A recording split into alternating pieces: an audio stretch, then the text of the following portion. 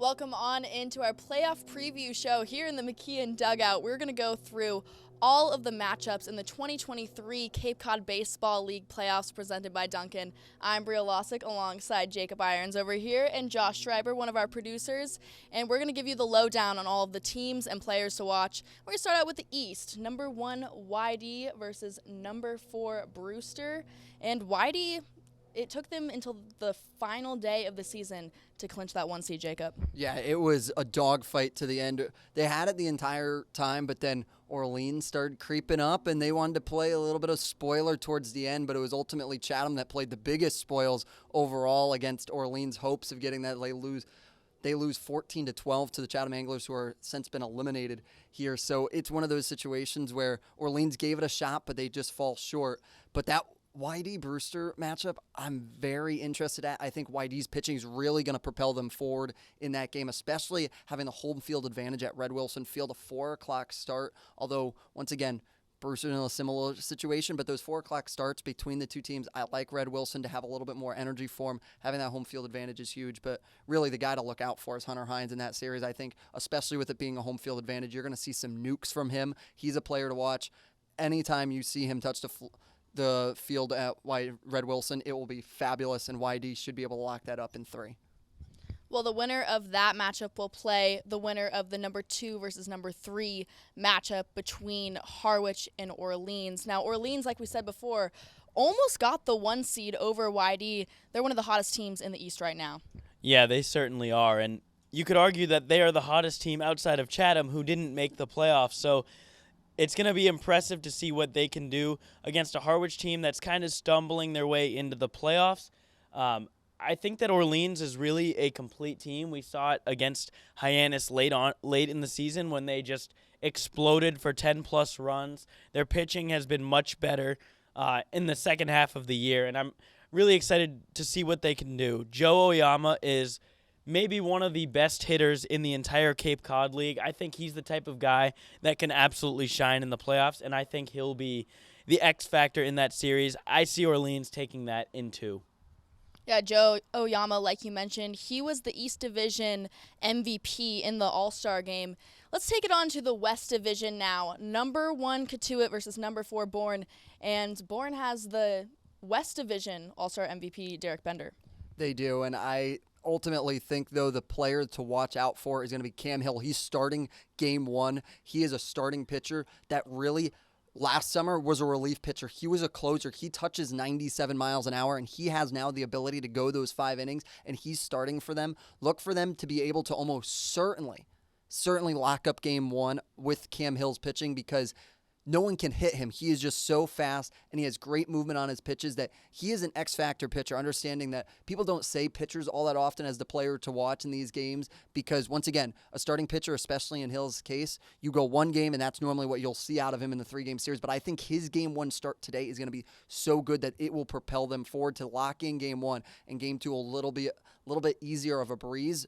But, however, like you talked about, Bourne has been to its Achilles heel for most of the year in the Western Division. Not too many other teams can say that right now.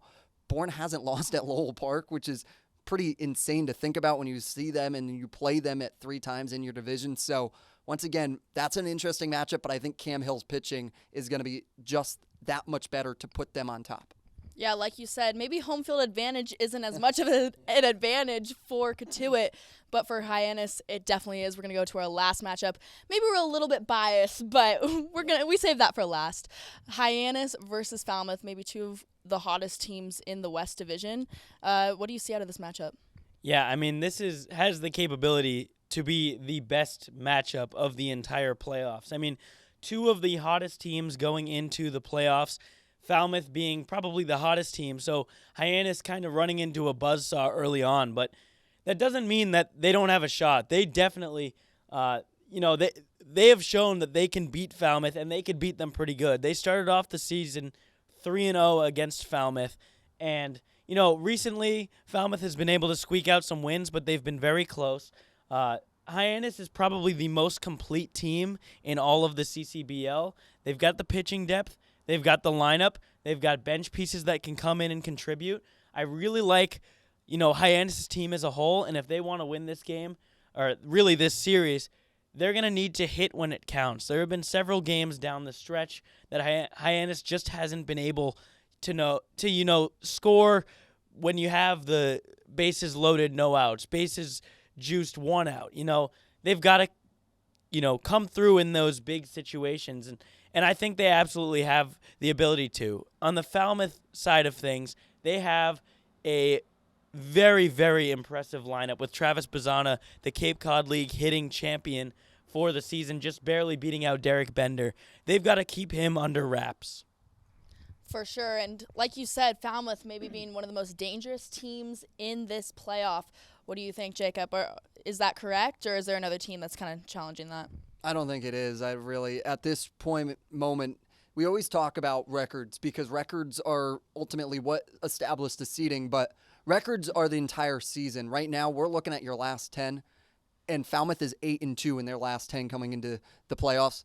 That is a ridiculous stat. That is really scary for a team, especially like Hyannis, that is 6-4 in their last 10. That's pretty average for right now in their last couple. So really, I would be nervous for the most part between these two teams because Falmouth is winning right now and they're playing good baseball at the right time. But once again, off day yesterday, a lot can happen with an off day sprinkled in there that they haven't had yet, and especially with the change of a mindset.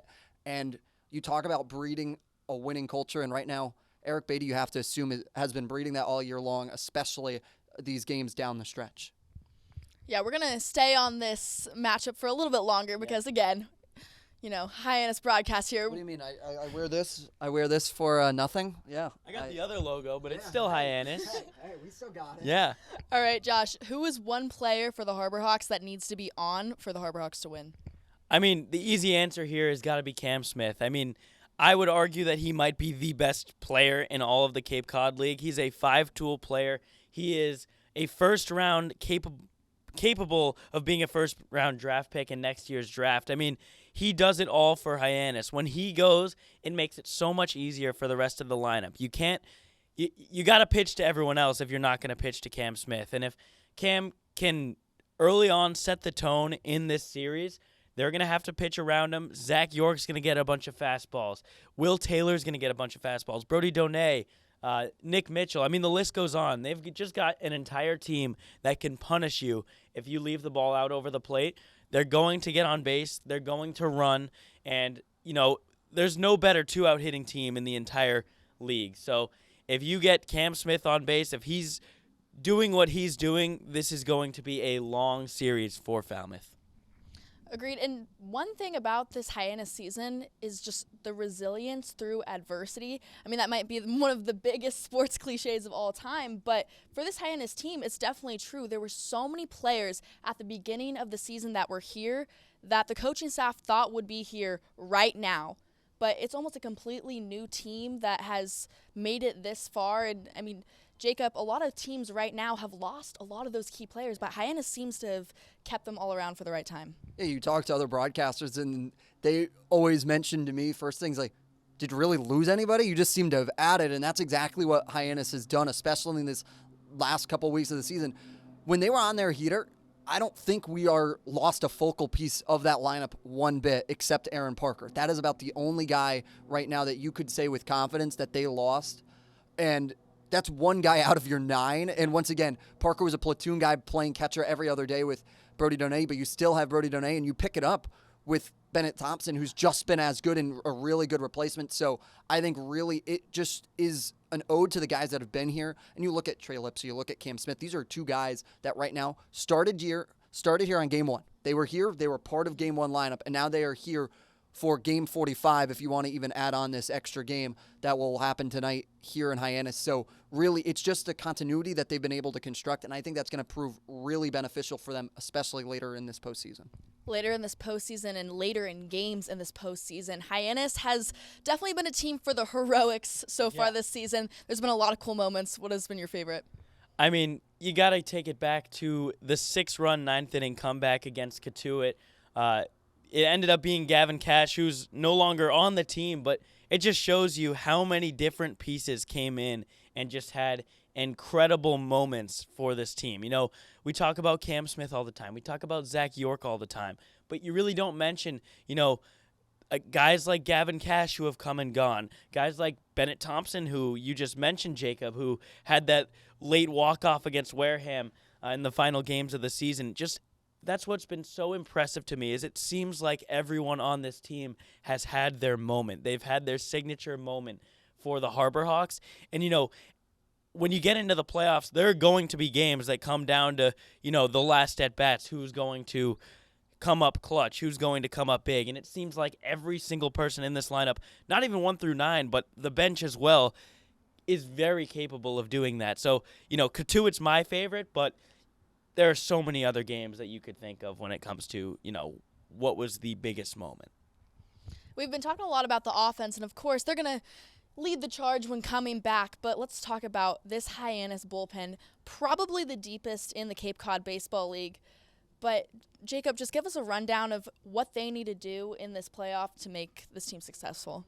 Attack batters early, be ahead in counts. That's the biggest thing because then you're able to use a couple more off-speed pitches. It allows you to dictate the at-bat instead of the batter dictating the at-bat against you. So if you're able to attack early and be up in counts, that's huge because then the pitcher, you can get a little fun out there and start working in a couple more pitches that don't have to necessarily always be in the zone. You can see how far can you get them to reach outside the zone. I think it's huge if you attack pitchers early. If pitchers attack early, batters are trying to swing at them. That is going to be huge for this bullpen, especially. Once again, I talk about it on the broadcast. You have your 2 E's, effective and efficient. If that's what your bullpen can do between every guy that comes out of it here in this postseason, that is going to be huge, and that is the difference factor. That is the asterisk. If they can be able to hold games down and get your hitting to be able to ultimately try and break it through and break it open, that's going to be huge for this team for a postseason run.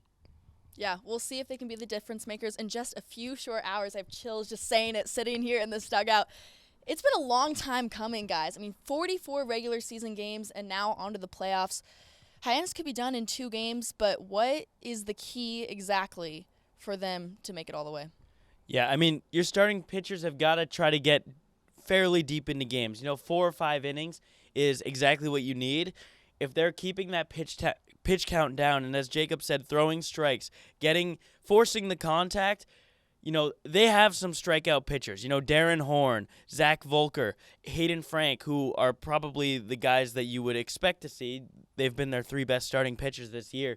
They're all 3 of them are guys that can get strikeouts, but they're also guys that can work quickly, have quick innings.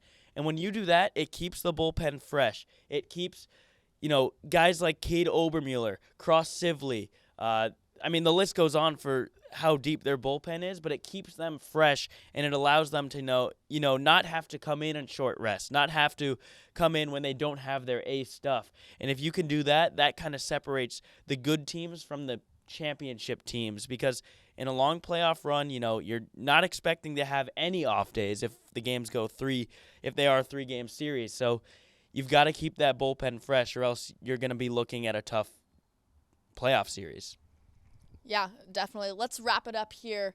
Give a few predictions. Again, even though we're the Hyannis broadcast, give your honest opinions. Who do you think is taking home that trophy? This is a tough one right now. I think I home bias, I say Hyannis right now. They're playing good baseball. They got good.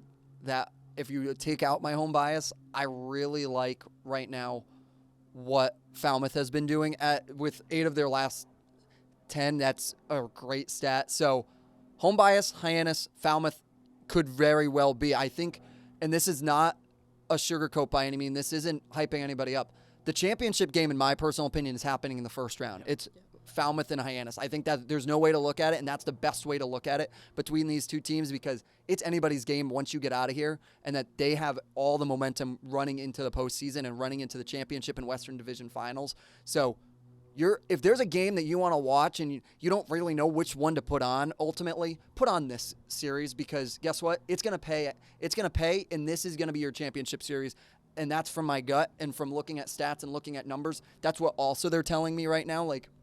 8 of 2 of your last 10, you're like, dang, that's pretty good stats. So once again, and Hyannis really deep, like we talked about, very consistent. So championship is in the first round, I think, right now, which is a little crazy to say, but I think if you ask anyone else around the league, I think they would say the same. Well, I'm going to ask Josh Schreiber right here. What do you think? Hey, Jacob hit it head on. this series, you could argue that whoever wins this series will go on to win it all. I mean, Katuitt has been very, very good this season, but, they have kind of struggled a little bit towards the end of the year. Obviously, we saw what Falmouth did to them, 27-2 down the stretch, and, Katuitt did beat Hyannis as well in the final week of the season, but I think it comes down to this series here. Whoever wins this series, I think, is going to go on to win it all. I think it'll be Falmouth or Hyannis in the finals against Orleans. I don't think Orleans is going to have any trouble, to be honest, with anyone in the East. But, like Jacob said, it's really tough. I do think Hyannis will end up pulling it out. They do have home field advantage. Hyannis has played very, very well at home, especially as they've been hot. I don't think that Falmouth can, stick with Hyannis in a 3-game series. I don't think they necessarily have that bullpen depth. I think Hyannis has, they get on base any way possible. They walk. They get hit by pitches. They hustle out of the box and force teams to make errors, not on the base paths, but fielding the ball. So I do really like Hyannis. I think they end up squeaking out a win against Falmouth. I think Bourne takes down Katuitt, and then, Hyannis goes the rest of the way into the finals. Yeah, it's definitely going to be a test of, teams that are hot versus teams that have depth. So I think that's just the main thing to look out for. But maybe this is an easier question. Probably not, because there's so many talented players in the Cape Cod Baseball League. That's why they come here. But who do you guys think are coming out with the MVP title? See, this one's tough because I think it's also who delivers in the postseason, and I think it comes down to Bazzana and Smith here once again. I'm not sugarcoating. You look at Bazzana, he's the batting title, but then you look at Smith, who leads the league in runs, triples, and also, well, not triples, he's in the top 5 for triples, and then doubles, with Joe Oyama being in that conversation as well. But I think it really comes down to who has a better postseason and who goes deeper. I think that's a very honest and evaluated situation about how you want to level up the MVP race, because I think the MVP race happens tonight as well between Bazzana and Smith. Yeah, we'll see it tonight. What do you think, Josh? Yeah, so I'm going to go with a player that I'm a little more confident that will be there until the end, and I think that's going to be Joe Oyama, who I talked about. He very rarely swings and misses. He is up there when it comes to batting title. He, as a lefty, is just the type of guy that can slash it all over the field. You can't shift him like you can with a lot of lefties, and it's just so impressive to watch him hit. He could run into one. He could, he could steal 6 or 7 bases in the postseason alone. He is the type of guy that I think is a pitcher's worst nightmare. I think he's the type of guy where you would rather have him than any other player in a playoff series. He does it all, and I think he's going to be in there until at least the championship series. So I have Joe Oyama. Some maybe not so bold predictions, but No. but there you go. We'll see how They're educated. They're very educated prediction, but we'll see how it all unfolds in the next few hours, which, again, crazy to say. It's almost over, but it's really just getting started. Thank you so much for coming on to this playoff preview show. Jacob Irons, what are you looking forward to tonight? I think we're going to see a great game. I think there's no matter what way you count it, who you're cheering for, you're going to see some fabulous games across Cape Cod. This is when the season just starts. Although it ended in the regular season, this is when everyone's laying it all on the line. I think you're going to see some great games. You're going to have some great memories, and you might have some new magic that appears for this Hyannis Harbor Hawks team and new magic across the Cape. And I'm going to quote Eric Luxus in a pregame interview I did with him. I asked him what his favorite memory was. He said, "My favorite memory will come at 13 days when that championship will be crowned." So a very confident, but I think it's going to be a lot of fun. There's going to be some good games played. That's what I'm most looking forward to. And guys, if you're not here, tune in. We've got them all covered for you, home and road, on the Hyannis Harbor Hawks Baseball Network. So don't even worry about it. Come here if you're on Cape Cod. But if you're at home across the country, I'm just saying, we do a decent job. I'm going to do a plug for Josh Schreiber. He's running replay tonight, right? You're on VMix? Absolutely. Oh, yeah. So we're gonna get a 0-1 replay. So just be prepared. We're gonna have a great broadcast tonight. We're going to have a great broadcast because you're on play-by-play tonight.